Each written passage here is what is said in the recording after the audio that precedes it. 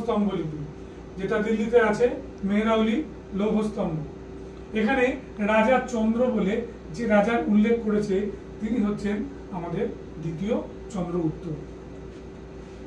বেশ বাবু, এইবার তার পরের পর্বটায় তোমরা চলে যাও, যেটা দেখবে যে এই দ্বিতীয় চন্দ্রগুপ্ত এরপরে কি করেছিলেন। ম্যাট্রিমোনিয়াল পলিসি নিয়েছিলেন, বৈবাহিক সম্পর্ক নীতি। প্রথমে ধ্রুবা দেবীকে বিবাহ করেছিলেন, আমি আগেই বলেছি।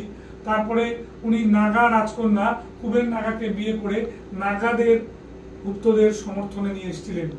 এরপরে নিজের পুত্র প্রথম কুমারগুপ্তকে কাকুস্থ বর্মনের কন্যার সঙ্গে বিয়ে দেন, কাকুস্থ বর্মনের সমর্থনও উনি পেয়ে যান।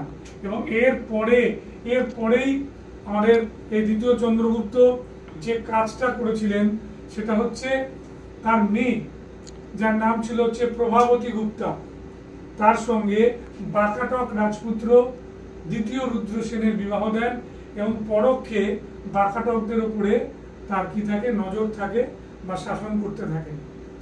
এবার তারপরে আমরা দেখে ফেলবো